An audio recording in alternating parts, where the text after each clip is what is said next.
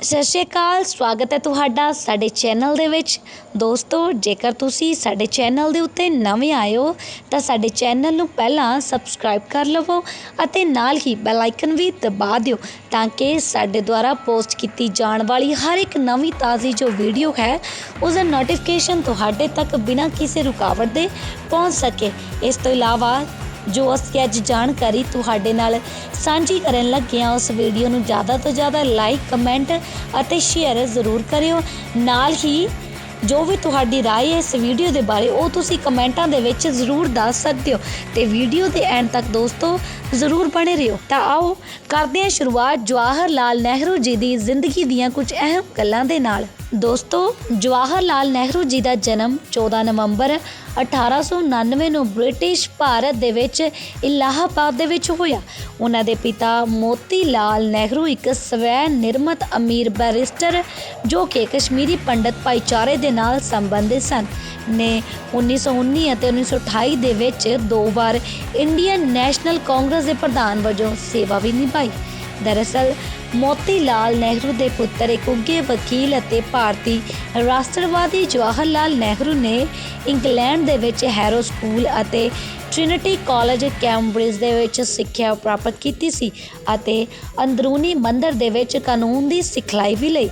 ਉਹ ਬੈਰਿਸਟਰ ਬਣ ਗਏ, ਭਾਰਤ ਵਾਪਸ ਆ ਗਏ, ਇਲਾਹਾਬਾਦ ਹਾਈ ਕੋਰਟ ਦੇ ਵਿੱਚ ਦਾਖਲਾ ਲੈ ਲਿਆ ਅਤੇ ਹੌਲੀ ਹੌਲੀ ਰਾਸ਼ਟਰੀ ਰਾਜਨੀਤੀ ਦੇ ਵਿੱਚ ਦਿਲਚਸਪੀ ਲੈਣੀ ਸ਼ੁਰੂ ਕਰ ਦਿੱਤੀ ਜੋ ਆਖਿਰਕਾਰ ਪੂਰੇ ਸਮੇਂ ਤੱਕ ਦਾ ਕਿੱਤਾ ਬਣ ਗਿਆ। ਉਹ ਇੰਡੀਅਨ ਨੈਸ਼ਨਲ ਕਾਂਗਰਸ ਦੇ ਵਿੱਚ ਸ਼ਾਮਲ ਹੋ ਗਏ। 1920 ਦੇ ਦਹਾਕੇ ਦੌਰਾਨ ਇੱਕ ਅਗਾਂਹ ਵਧੂ ਧੜੇ ਦੇ ਉਹ ਨੇਤਾ ਵੀ ਬਣ ਗਏ ਅਤੇ ਆਖਿਰਕਾਰ ਕਾਂਗਰਸ ਦਾ ਮਹਾਤਮਾ ਗਾਂਧੀ ਦਾ ਸਮਰਥਨ ਉਹਨਾਂ ਨੂੰ ਪ੍ਰਾਪਤ ਹੋ ਗਿਆ ਜਿਸ ਨੇ ਨਹਿਰੂ ਨੂੰ ਆਪਣਾ ਸਿਆਸੀ ਵਾਰਿਸ ਨਿਯੁਕਤ ਕਰਨਾ ਸੀ। ਦਰਅਸਲ 1929 ਦੇ ਵਿੱਚ ਕਾਂਗਰਸ ਪ੍ਰਧਾਨ ਹੋਣ ਦੇ ਨਾਤੇ ਨਹਿਰੂ ਨੇ ਬ੍ਰਿਟਿਸ਼ ਰਾਜ ਤੋਂ ਪੂਰੀ ਆਜ਼ਾਦੀ ਦੀ ਮੰਗ ਕੀਤੀ। ਨਹਿਰੂ ਅਤੇ ਕਾਂਗਰਸ ਨੇ 1930 ਦੇ ਦਹਾਕੇ ਦੌਰਾਨ ਪੂਰੀ ਰਾਜਨੀਤੀ ਤੇ ਦਬਦਬਾ ਬਣਾਈ ਰੱਖਿਆ। ਨਹਿਰੂ ਨੇ 1937 ਦੀਆਂ ਭਾਰਤੀ ਸੂਬਾਈ ਚੋਣਾਂ ਦੇ ਵਿੱਚ ਧਰਮ ਨਿਰਪੱਖ ਰਾਸ਼ਟਰ ਰਾਜ ਦੇ ਵਿਚਾਰ ਨੂੰ ਅੱਗੇ ਵਧਾਇਆ ਜਿਸ ਨਾਲ ਕਾਂਗਰਸ ਨੂੰ ਚੋਣਾਂ ਦੇ ਵਿੱਚ 51 ਫੇਰਨ ਅਤੇ ਕਈ ਸੂਬਿਆਂ ਦੇ ਵਿੱਚ ਸਰਕਾਰਾਂ ਬਣਾਉਣ ਦੀ ਇਜਾਜ਼ਤ ਦਿੱਤੀ ਗਈ। ਸਤੰਬਰ 1939 ਦੇ ਵਿੱਚ ਵਾਇਸਰਾਏ ਲਾਰਡ ਲਿੰਥਬਰਗੋ ਦੇ ਉਹਨਾਂ ਨੂੰ ਸਲਾਹ ਕੀਤੇ ਯੁੱਧ ਦੇ ਵਿੱਚ ਸ਼ਾਮਲ ਹੋਣ ਦੇ ਫੈਸਲੇ ਦਾ ਵਿਰੋਧ ਕਰਨ ਦੇ ਲਈ ਕਾਂਗਰਸ ਦੇ ਮੰਤਰਾਲਿਆਂ ਨੇ ਅਸਤੀਫਾ ਦੇ ਦਿੱਤਾ। 8 ਅਗਸਤ 1942 ਦੇ ਆਲ ਇੰਡੀਆ ਕਾਂਗਰਸ ਕਮੇਟੀ ਦੇ ਭਾਰਤ ਛੱਡੋ ਮਤੇ ਤੋਂ ਬਾਅਦ ਸੀਨੀਅਰ ਕਾਂਗਰਸੀ ਨੇਤਾਵਾਂ ਨੂੰ ਕੈਦ ਕਰ ਲਿਆ ਗਿਆ ਅਤੇ ਕੁਝ ਸਮੇਂ ਦੇ ਲਈ ਸੰਗਠਨ ਨੂੰ ਵੀ ਕੁਚਲ ਦਿੱਤਾ ਗਿਆ। ਨਹਿਰੂ ਜਿਸ ਨੇ ਤੁਰੰਤ ਆਜ਼ਾਦੀ ਦੇ ਲਈ ਗਾਂਧੀ ਦੇ ਸੱਦੇ ਉੱਤੇ ਝਿਜਕਦੇ ਹੋਏ ਧਿਆਨ ਦਿੱਤਾ ਅਤੇ ਦੂਜੇ ਵਿਸ਼ਵ ਯੁੱਧ ਦੌਰਾਨ ਸਹਿਯੋਗੀ ਯੁੱਧ ਦੇ ਯਤਨਾਂ ਦਾ ਸਮਰਥਨ ਕਰਨ ਦੀ ਬਜਾਏ ਇੱਛਾ ਕੀਤੀ ਕਿ ਇੱਕ ਲੰਮੀ ਜੇਲ੍ਹ ਦੀ ਸਜ਼ਾ ਤੋਂ ਬਾਅਦ ਉਹ ਬਹੁਤ ਬਦਲੇ ਹੋਏ ਸਿਆਸੀ ਰਿਸ਼ਤੇ ਵਿੱਚ ਆਇਆ ਸੀ। ਮੁਸਲਿਮ ਲੀਗ ਮੁਹੰਮਦ ਅਲੀ ਜਿਨਾਹ ਦੀ ਅਗਵਾਈ ਦੇ ਵਿੱਚ ਅੰਤਰਿਮ ਦੇ ਵਿੱਚ ਮੁਸਲਿਮ ਰਾਜਨੀਤੀ ਉੱਤੇ ਹਾਵੀ ਹੋ ਗਈ। 1946 ਦੀਆਂ ਸੂਬਾਈ ਚੋਣਾਂ ਦੇ ਵਿੱਚ ਕਾਂਗਰਸ ਨੇ ਚੋਣਾਂ ਜਿੱਤੀਆਂ ਪਰ ਲੀਗ ਨੇ ਮੁਸਲਮਾਨਾਂ ਦੇ ਲਈ ਰਾਖਵੀਆਂ ਸਾਰੀਆਂ ਸੀਟਾਂ ਜਿੱਤੀਆਂ ਜਿਸ ਨੂੰ ਬ੍ਰਿਟਿਸ਼ ਨੇ ਕਿਸੇ ਨਾ ਕਿਸੇ ਰੂਪ ਦੇ ਵਿੱਚ ਪਾਕਿਸਤਾਨ ਦੇ ਲਈ ਇੱਕ ਸਪਸ਼ਟ ਫਤਵਾ ਕਿਹਾ। ਦੱਸ ਦਈਏ ਕਿ ਸਤੰਬਰ 1946 ਦੇ ਵਿੱਚ ਨਹਿਰੂ ਭਾਰਤ ਦੇ ਅੰਤਰਿਮ ਪ੍ਰਧਾਨ ਮੰਤਰੀ ਬਣੇ। ਲੀਗ ਅਕਤੂਬਰ 1946 ਦੇ ਵਿੱਚ ਕੁਝ ਝਿਜਕਦੇ ਹੋਏ ਉਸਦੀ ਸਰਕਾਰ ਦੇ ਵਿੱਚ ਸ਼ਾਮਲ ਹੋ ਗਏ ਅਤੇ 15 ਅਗਸਤ 1947 ਨੂੰ ਭਾਰਤ ਦੀ ਆਜ਼ਾਦੀ ਤੋਂ ਬਾਅਦ ਨਹਿਰੂ ਨੇ ਇੱਕ ਆਲੋਚਨਾਤਮਕ ਤੌਰ 'ਤੇ ਪ੍ਰਸ਼ੰਸਾਯੋਗ ਭਾਸ਼ਣ ਦਿੱਤਾ। ਉਸ ਤੋਂ ਬਾਅਦ ਟ੍ਰੀਸਟ ਵਿਦ ਡੈਸਟੀਨੀ ਉਸਨੇ ਭਾਰਤ ਦੇ ਪ੍ਰਧਾਨ ਮੰਤਰੀ ਦੇ ਡੋਮੀਨੀਅਨ ਵਜੋਂ ਸਹੁੰ ਚੁੱਕੀ ਅਤੇ ਦਿੱਲੀ ਦੇ ਲਾਲ ਕਿਲ੍ਹੇ 'ਤੇ ਭਾਰਤੀ ਝੰਡਾ ਲਹਿਰਾਇਆ। 26 ਜਨਵਰੀ 1950 ਨੂੰ ਜਦੋਂ ਭਾਰਤ ਰਾਸ਼ਟਰ ਮੰਡਲ ਦੇ ਅੰਦਰ ਇੱਕ ਗਣਰਾਜ ਬਣ ਗਿਆ ਤਾਂ ਨਹਿਰੂ ਭਾਰਤ ਦੇ ਗਣਰਾਜ ਦੇ ਪਹਿਲੇ ਪ੍ਰਧਾਨ ਮੰਤਰੀ ਬਣੇ। ਉਸਨੇ ਆਰਥਿਕ, ਸਮਾਜਿਕ ਅਤੇ ਰਾਜਨੀਤਿਕ ਸੁਧਾਰਾਂ ਲਈ ਇੱਕ ਅਭਿਲਾਸ਼ੀ ਪ੍ਰੋਗਰਾਮ ਦੀ ਸ਼ੁਰੂਆਤ ਵੀ ਕੀਤੀ। ਨਹਿਰੂ ਨੇ ਬਹੁਲਵਾਦੀ ਬਹੁ ਪਾਰਟੀ ਲੋਕਤੰਤਰ ਨੂੰ ਅੱਗੇ ਵਧਾਇਆ। ਵਿਦੇਸ਼ੀ ਮਾਮਲਿਆਂ ਦੇ ਵਿੱਚ ਉਸਨੇ ਗੈਰ ਗੱਠਜੋੜ ਅੰਦੋਲਨ 1950 ਦੇ ਦਹਾਕੇ ਦੇ 2 ਮੁੱਖ ਵਿਚਾਰਧਾਰਕ ਸਮੂਹਾਂ ਦੇ ਵਿੱਚ ਸਦਸਤਾ ਦੀ ਮੰਗ ਨਾ ਕਰਨ ਵਾਲੇ ਰਾਸ਼ਟਰਾਂ ਦੇ ਸਮੂਹ ਨੂੰ ਉਹਨਾਂ ਦੀ ਸਥਾਪਨਾ ਕੀਤੀ। ਇੱਕ ਉਹ ਸਥਾਪਨਾ ਦੇ ਵਿੱਚ ਉਹਨਾਂ ਦੇ ਵੱਲੋਂ ਪ੍ਰਮੁੱਖ ਜੋ ਭੂਮਿਕਾ ਹੈ ਉਹ ਵੀ ਨਿਭਾਈ ਗਈ। ਦੱਸ ਦਈਏ ਕਿ ਜਦੋਂ ਪਹਿਲਾ ਵਿਸ਼ਵ ਯੁੱਧ ਸ਼ੁਰੂ ਹੋਇਆ ਤਾਂ ਭਾਰਤ ਦੇ ਵਿੱਚ ਹਮਦਰਦੀ ਵੰਡੀ ਗਈ। ਭਾਵੇਂ ਕਿ ਪੜ੍ਹੇ ਲਿਖੇ ਭਾਰਤੀਆਂ ਨੇ ਬ੍ਰਿਟਿਸ਼ ਸ਼ਾਸਕਾਂ ਨੂੰ ਨਿਮਰਤਾ ਦੇ ਨਾਲ ਵੇਖ ਕੇ ਵੱਡੇ ਪੱਧਰ ਤੇ ਬਹੁਤ ਖੁਸ਼ੀ ਕੀਤੀ। ਸੱਤਾਧਾਰੀ ਉੱਚ ਵਰਗਾਂ ਨੇ ਸਹਿਯੋਗੀਆਂ ਦਾ ਸਾਥ ਵੀ ਦਿੱਤਾ।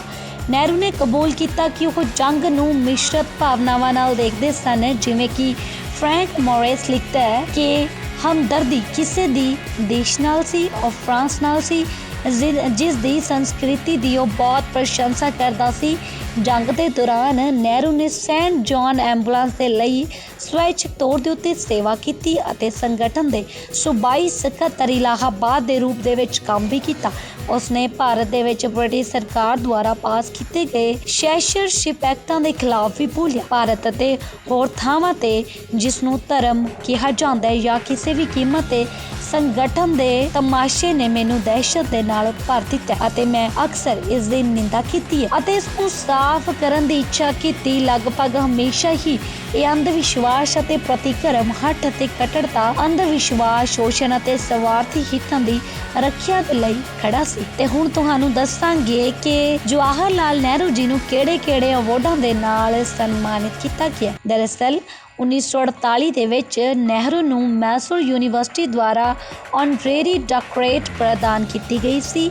ਬਾਅਦ ਦੇ ਵਿੱਚ ਉਸਨੇ ਮਦਰਾਸ ਯੂਨੀਵਰਸਿਟੀ, ਕੋਲੰਬੀਆ ਯੂਨੀਵਰਸਿਟੀ ਅਤੇ ਕਿਊ ਯੂਨੀਵਰਸਿਟੀ ਤੋਂ ਆਨਰੇਰੀ ਡਾਕਟਰੇਟ ਪ੍ਰਾਪਤ ਕੀਤੀ। 1955 ਦੇ ਵਿੱਚ ਨਹਿਰੂ ਨੂੰ ਭਾਰਤ ਦੇ ਸਰਵਉੱਚ ਨਾਗਰਿਕ ਸਨਮਾਨ ਭਾਰਤ ਰਤਨ ਦੇ ਨਾਲ ਸਨਮਾਨਿਤ ਕੀਤਾ ਗਿਆ ਸੀ।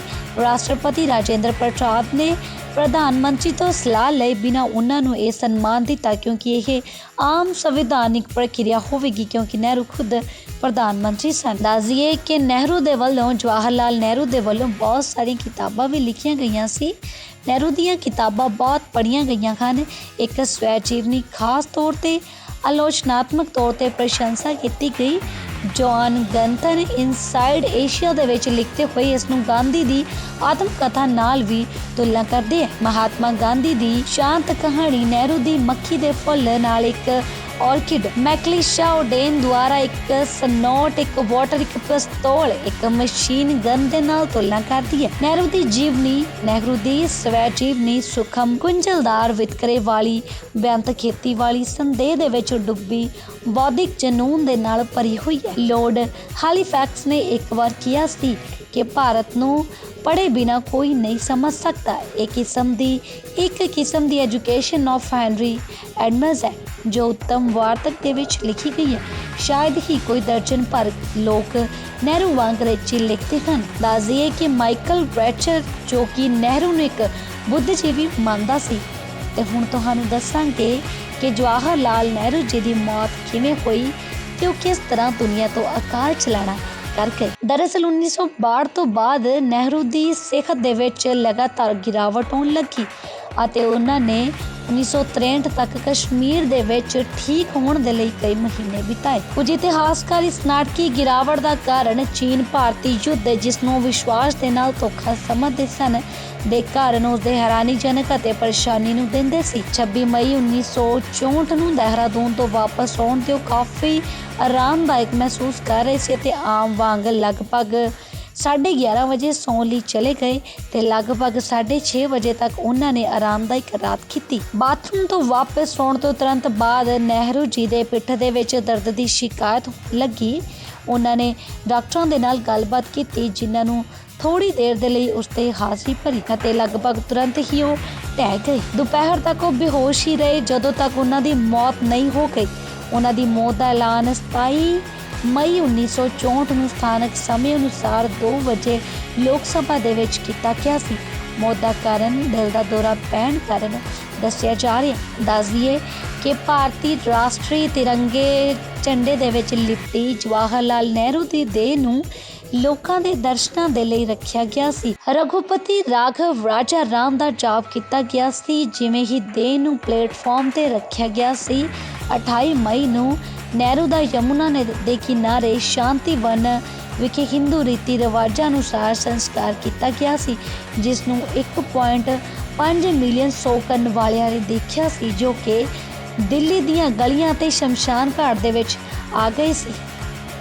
ਦੱਸ ਦਈਏ ਕਿ ਨਹਿਰੂ ਅੰਗਰੇਜ਼ੀ ਦੇ ਵਿੱਚ ਇੱਕ ਉੱਘੇ ਲੇਖਕ ਸਨ ਜਿਨ੍ਹਾਂ ਨੇ the discovery of India, glimpses of world history, ਇੱਕ ਆਟੋਬਾਇਓਗ੍ਰਾਫੀ ਅਤੇ letters from the father to his daughter, ਸਾਰੇ ਜੇਲ੍ਹ ਦੇ ਵਿੱਚ ਇਹ ਸਭ ਕੁਝ ਲਿਖਿਆ ਸੀ।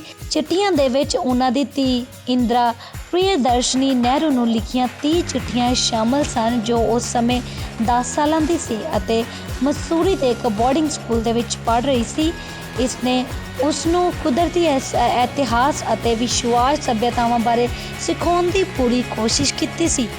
ਤਾਂ ਦੋਸਤੋ, ਜੇਕਰ ਤੁਹਾਨੂੰ ਸਾਡੇ ਵੱਲੋਂ ਦਿੱਤੀ ਗਈ ਇਹ ਜਾਣਕਾਰੀ ਚੰਗੀ ਲੱਗੀ ਹੋਏ ਤਾਂ ਇਸ ਜਾਣਕਾਰੀ ਨੂੰ ਜ਼ਿਆਦਾ ਤੋਂ ਜ਼ਿਆਦਾ ਆਪਣੇ ਦੋਸਤਾਂ, ਮਿੱਤਰਾਂ ਅਤੇ ਰਿਸ਼ਤੇਦਾਰਾਂ ਦੇ ਨਾਲ ਸਾਂਝੀ ਤੁਸੀਂ